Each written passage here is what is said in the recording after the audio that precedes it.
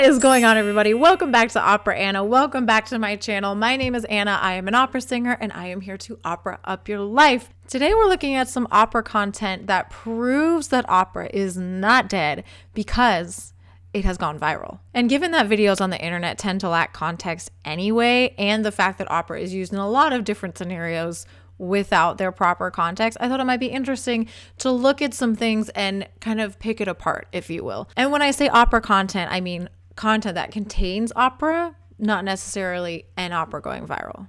Does that make sense? Just so we're clear. So we're starting with a clip that I really hope you've seen before because it is great. And it doesn't contain an opera, but it is sung by opera singers. He's only just out of reach, down the block on a beach, under a tree. I got a feeling there's a miracle due, gonna come true, coming to me.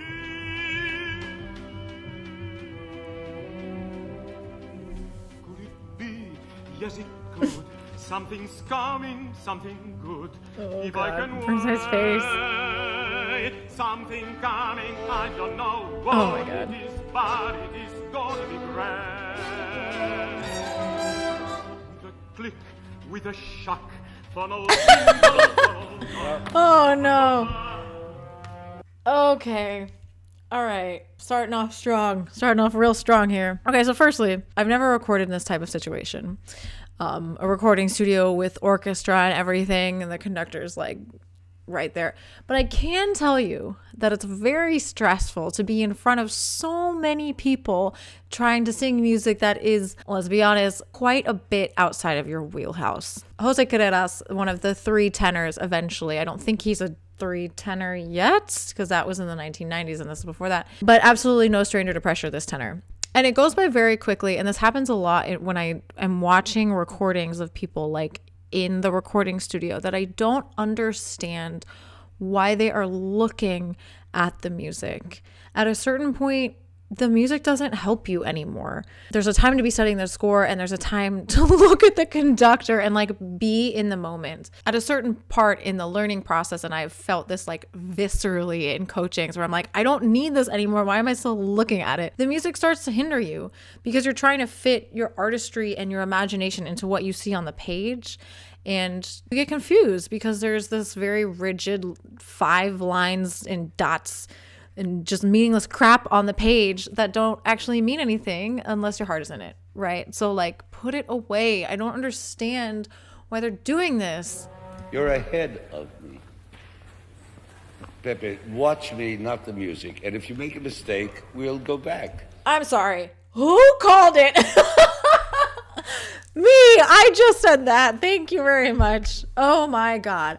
This is what I'm saying. Like, stop looking at the music, especially if you don't know it that well. Like, this is musical. Yes, he's sung musicals before, but he doesn't, it's not like Que Gelida Manina that he like knows it super well or something. Like, look at the conductor. He's going to tell you everything, especially Bernstein, because it's his music. Bernstein wrote West Side Story.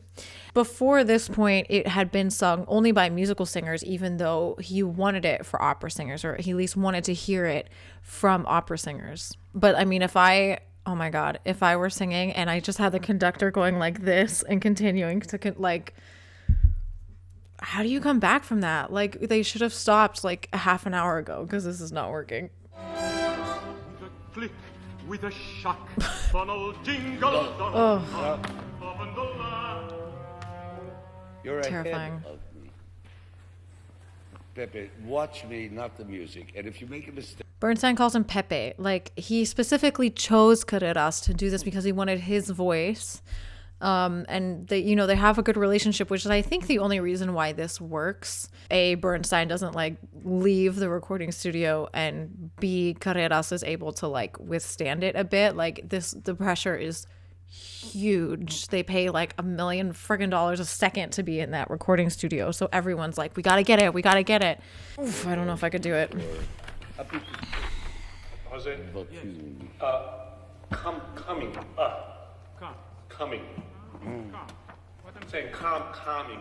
John, please don't do this. Don't give elocution lessons over the microphone, okay?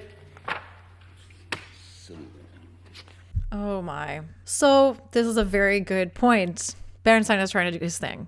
Bernstein is trying to lead the orchestra and focus, and over a loudspeaker you're trying to give pronunciation lessons. Like, come on, it's not gonna work. But I mean, he's hearing something that should have been fixed before. I agree with Bernstein. I don't agree with yelling at your colleague. And it's a really interesting thing because Jose Carreras is obviously not American. He's from Spain, not a native American or English speaker, even not a native English speaker. Not only is it an American accent, but it's a very specific American accent. It's New York. That's the way we speak. And he's the only one in the entire cast, you don't see them here, but the only one in the entire cast who is not Native American, native English. Almost got canceled. All right, let's keep going. Call it. Okay, stand by, everybody. Something's coming. Take Oh, the 130. tension is so high. I don't have numbers, man. It's so high. I'll sing it for you. Come into me. 131.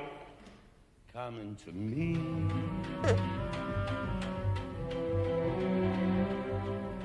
Could it be? Yes, it could. Something's coming, something good. If I can wait,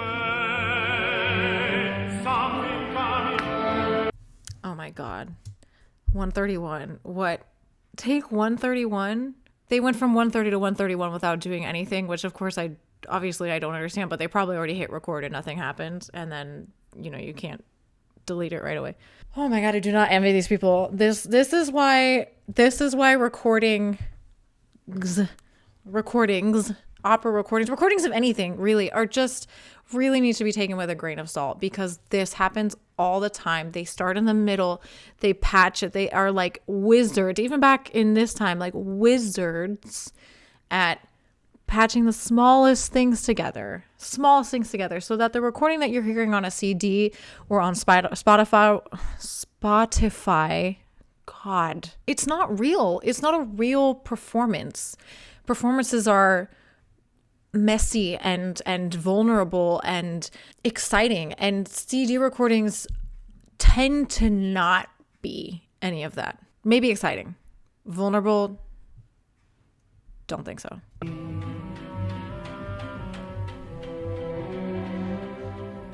Could it be? Yes, it could. Something's coming, something good. If I can wait, something coming. And they have to stop because you messed up the word. Something You coming. went to G major instead of F major. Also, And if I can wait, you're not he waiting. transposed it. He went to the wrong key. Ouch. What, maybe we should break and listen to it? Why not? Why not? Let's take a break. Let's take 10. Oh. Will it be? Yes, it will. Maybe just by hope. Just scheiße. Scheiße. Come on, something, come on it. Don't be shy, make a guy. Pull up a chair. Up a chair.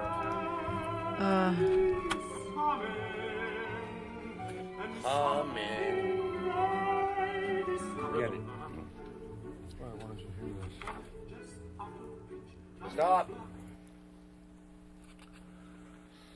Now what?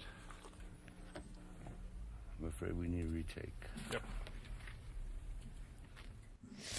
Okay, I think we're going to stop because it doesn't get better. They get it eventually, I think the next day. But I just want to say that this is very hard. I really feel bad for Carreras in this instance. I don't know what happened that he didn't know the music well enough to really be here yet. I thought I saw somewhere that he got like called super late or was like replacing somebody, but that's not true. I don't know. He just didn't have it together. And I mean, I feel like you can hear that on the actual recording. Like it's not great. So if you're wondering why Carreras is holding his hand to his ear like this, it's really just a technique tool trick that some people use to be able to hear themselves better.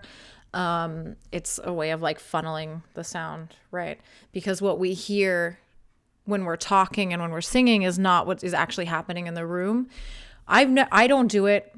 I don't like it. I think it's distracting more than anything, to try and listen to yourself. And I'm going to try and go off more of the feeling of what I'm doing. But then again, I'm not a world famous tenor. So what the hell do I know? Next video, more Bernstein content, but I promise I didn't do that on Das Lied von der Erde. The tenor soloist is René Collo, and the alto, seen now at their first rehearsal, is Christa Ludwig.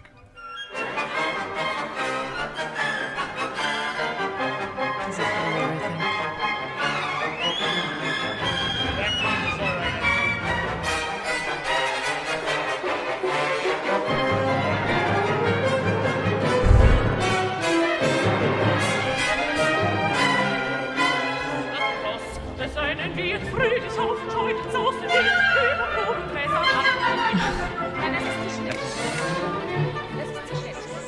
Ich kann nicht sprechen.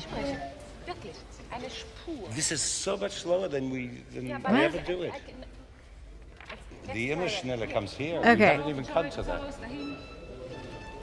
So I know this is going around and it's titled like that because clickbait, as vocalist disagrees with Bernstein's tempo. But this is not just a vocalist. This is mezzo-soprano Christa Ludwig, who was one of the greatest mezzo-sopranos of the 20th century. Like, we can't just put vocalist in the title and like be fine. Regardless, Christa Ludwig is German, and she cannot even get out the words where she says, ich kann nicht sprechen, ich kann nicht sprechen. It's too fast, I can't speak, really, wirklich. It's what she says when she stops and is like, no, I can't. And he goes, his response to this is so much slower than I ever do it. First of all, is that true? And secondly, like, it doesn't fucking matter, Bernstein. Like, you're working with the singer that's in front of you. That's it. You have to be able to adapt as a musician. That's what we do, like working with others. And you're going to be like, no, but like, I'm right. You can't sing it, but I'm right. It's just a very interesting dynamic to see the creative differences between the person who imagines it faster and the person who actually has to do it faster. Just because it's what you want doesn't mean it's possible. So they do it again. She's right. She's right for going up to him and saying, I can't. This is so much slower than we What does he ever say? do it. The immer schneller comes here. The immer schneller. I feel like he proves his own point wrong. He says the immer schneller comes here, so later. And we haven't even gotten to that. So wouldn't that mean that if she thinks it's too fast already, like, it should be slower? I'm so confused as to the point he's trying to make. Okay, they do it again. Okay, before 14, please. He seems like a very difficult person to work with, honestly. La 3, 4.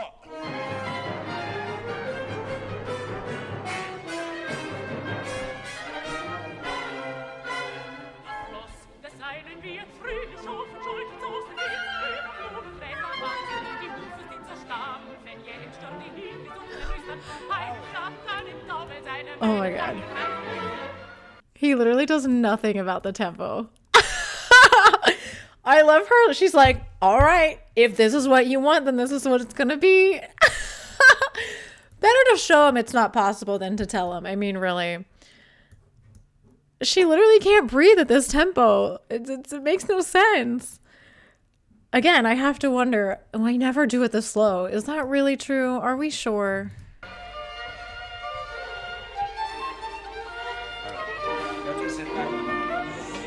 It doesn't matter. Nobody knows, who can hear the words anyway. The main thing is to hear high. Do an octave higher. High! And at least we know you're singing. Otherwise, there's no the faint notes. Okay, the same thing. Sir? Okay, if a conductor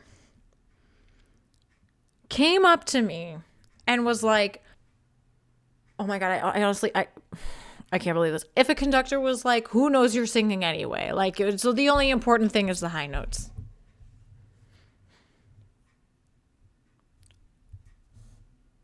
What are we doing here? What am I doing here? If all you want to hear is high notes, get a fucking piccolo.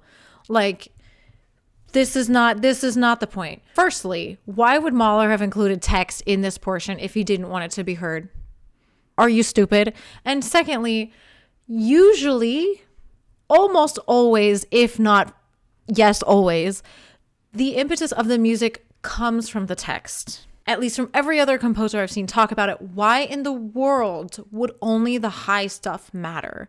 We forget that it didn't just exist in its entirety when the composer wrote it. Like, the composer saw the text and was like, oh, let me put music on it. Like, I have a great melody for this. But it came from the text. Not always. Not always. It's honestly shocking that he would say something like this instead of try to work with her to create a more balanced whole. Like, I really think she would agree with me as well. Like, her lack of engagement when he says this, her body language, she's just like, why is he? I mean, he's a genius. Of course he is. But, like, not all the time. This is unreal. I honestly, I hate this. Wait, we have to look at that again. Only the high notes matter. I literally can't. It doesn't matter. Nobody. What did she say? Who can hear the words anyway? The main thing is to hear high. She's trying to tell him that she wants to breathe, and he's like, just sing the high notes. Just do it all an octave higher. It doesn't matter. We know you're singing. Otherwise, there's no way. The faint notes. He's like, Okay, I can't do the it same any thing, differently. one more time. You're the only one who can do it differently. This is always impossible. Nobody can be heard in this. 5 before 14. God. Yeah, the same place. Das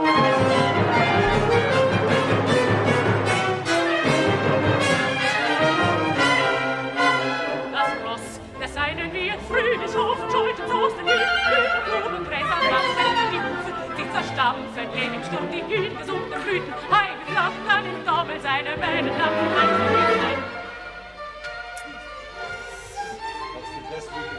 That's so disappointing. Honestly, be serious with this. Like, there's clearly this gigantic juxtaposition between the, like, very, like, sort of chaotic and upbeat section where there's still text and this much more legato thing that the voice is still involved in. Like, you cannot sit there and tell me that it has to be like this. Like, shut up. I'm not a big fan of Bernstein right now. I watched Maestro and thought it was very moving, although it wasn't about his work really at all. Oh, I'm in such a bad mood. Okay.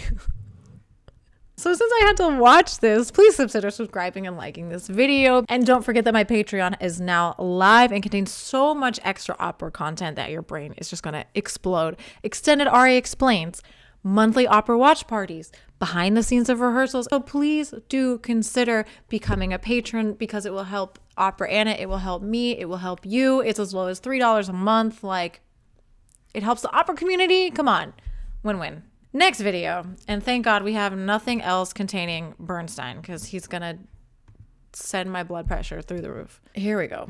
Oh, this one's fun.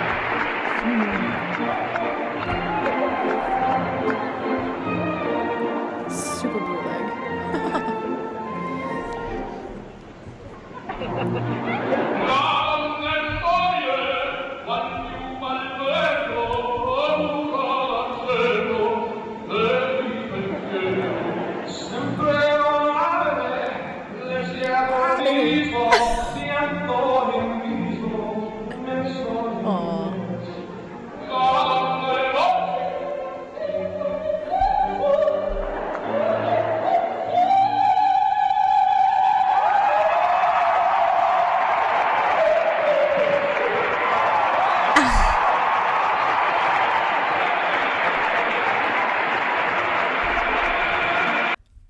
Okay, Pavarotti doing what Pavarotti does best. Just busting out some La Donna e Mobile from the opera.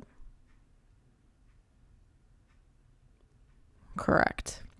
We've looked at this aria in an Aria Explained, so if you want to know what we're singing, just go visit this video. And it's also going to be our first opera in our opera watch party, and I'm so excited. It was my first opera. The first opera watch party, like, if you're new to opera and it's your first full opera, then, like, I'm just gonna die because of the full circle. First person to come up after Pavarotti is Sting. Very brave for him to try this out. It's obviously like after an award ceremony or something, like they're just having fun. And then Houston is just like, let me just bust this out. And Sting. Okay, let's go back.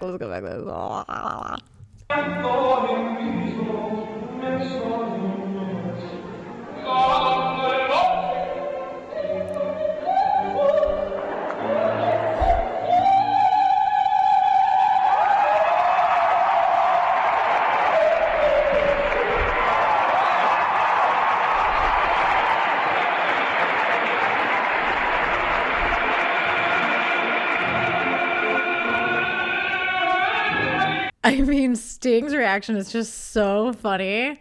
Like, she had a gorgeous voice, but that microphone is helping a lot. She's like the same volume. They're all the same volume. Pavarotti is the same volume, Sting is the same volume, and Whitney Houston is the same volume.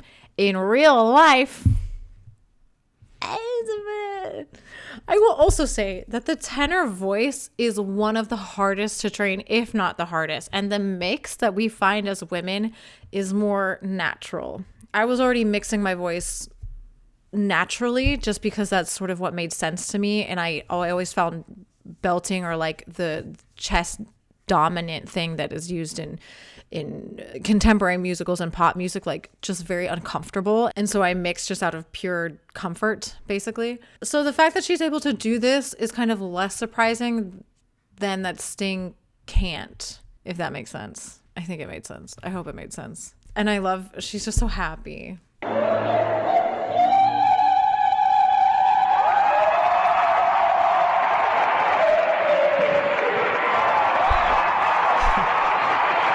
She's just so happy. She just goes for it. There's no words or text or anything, but that's not the point. Next clip. The only video that contains an actual opera singer singing actual opera, besides this, but I guess that didn't really count, and not a musical or singing into a microphone or whatever the hell.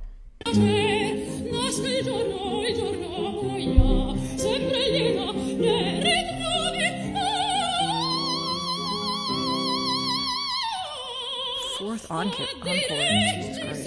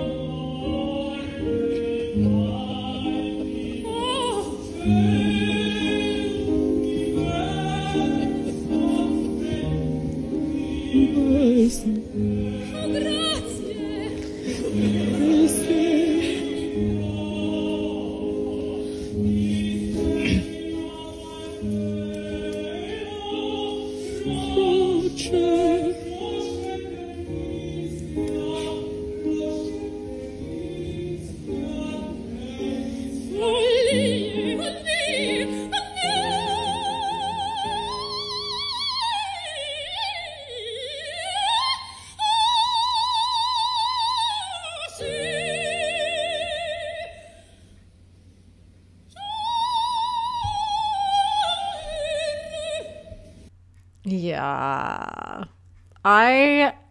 So I saw this for the first time, I think a year ago or something. I think it's about 3 years old. And I think we even looked at it in one of the opera news segments that I used to do. But for those of you who don't know, and I've seen a lot of comments asking this question. And I think it's actually what sparked me to do this video. This aria is for soprano. It's called Sempre Libera, Always Free, from La Traviata by Verdi. There is a tenor part in it, obviously, but when it's performed in concert as a solo aria, usually the piano just plays the melody that the tenor does, because at that point it's just a lot of unnecessary work to hire a tenor to do it, and like it's just common practice that you just play it on the piano. So that's why there's no tenor. Everyone in the comments was like, but where's the tenor? Was he sick? How did he know he wasn't going to be there? Blah, blah, blah. He probably knew the practice of just omitting a tenor altogether. And honestly, I am shocked. Really just shocked at how well he sings this. Obviously it's not perfect. Sometimes the intonation, you know, he's young, he's 24, and he's probably been sitting there for an hour plus just listening and like maybe not drinking any water or anything, but he's like, let me just go for it. Like the balls on this one. Amazing.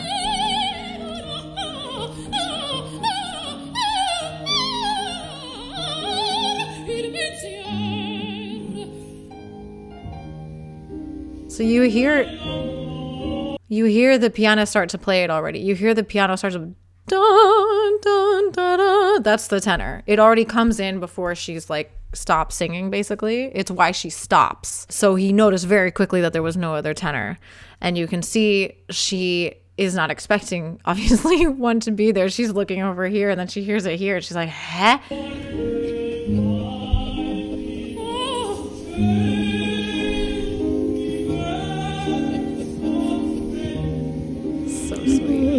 She's so nice.